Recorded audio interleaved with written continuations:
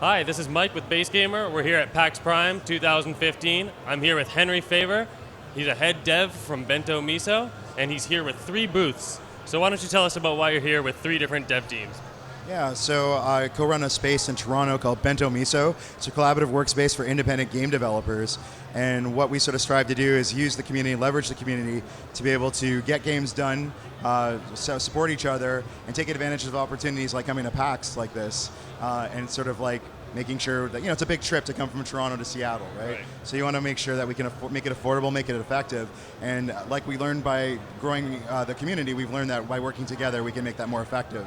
So I'm here with 3 games, 3 different studios, and they have come from the community. 2 of the 3 are actually members of the space, and because of that, I've actually have direct roles in the games, acting as producer or project manager. Team number 1 is Rocket 5 Studios. They're members of the space, and they're PAX veterans. They had a game in the iOS App Store called The Phantom PI, and their follow-up is Kitty Disastrous over here.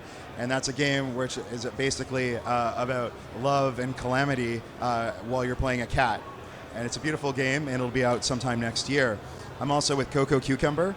Coco Cucumber has been in a lot of different events at the Bento Miso space. They just released Planet of the Eyes on Steam.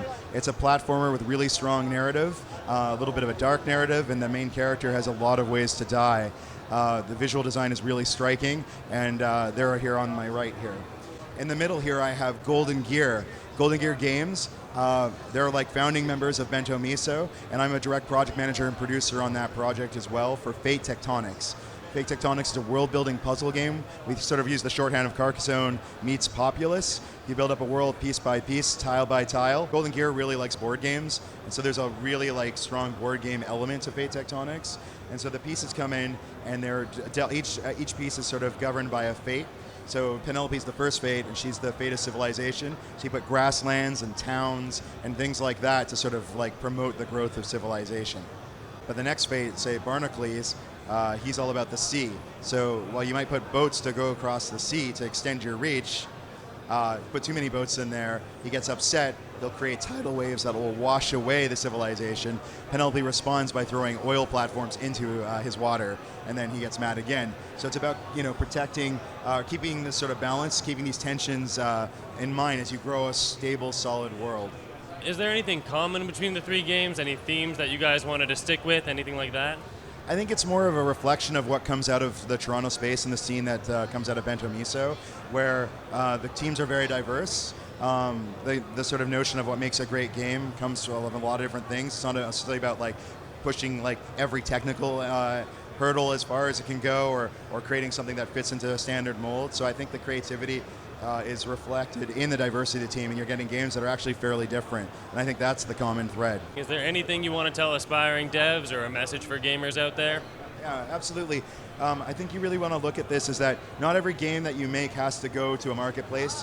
Not everything is something that has to be this grand statement that sums up everything. Like any other art form that you do, there's opportunities to do things personally and to grow in stages. But if you want to go for sustainability, looking to your community, looking to build this and work together and leverage each other's skills and resources, you can go really far, and we're much stronger together that way. That's why we have to look at things like talking about setting prices and like looking about what's happening in the marketplaces to protect the integrity of the independent game developer, so that we're not just selling out for 99 cents all the time and things like this. These games take a lot of work and a lot of patience and a lot of skill. You should plan for that when thinking about pricing and marketing and all the rest of it. The best thing I can recommend to devs is to think about developing your audience while developing your game, and thinking about even how you're going to develop your monetization if you're going to sell it. Do all 3 things early on from the beginning.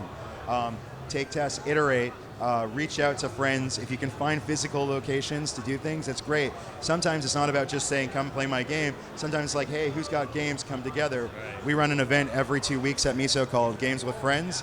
People come together, we eat pizza, we play board and video games, but the devs bring builds of their games. And then we see how it's like, and everyone starts talking, and we do way more in a short time than when games go out to something like the Research Center by the Behemoth or something like that for playtesting or QA. They're always amazed about the games that come out of the Miso community, because they've actually been in front of people for such a long time. And I really, I advocate for that, because that's how it gets done. Awesome. Thank you so much for your time. I really appreciate it. Thank you very much, and have an excellent PAX 2015.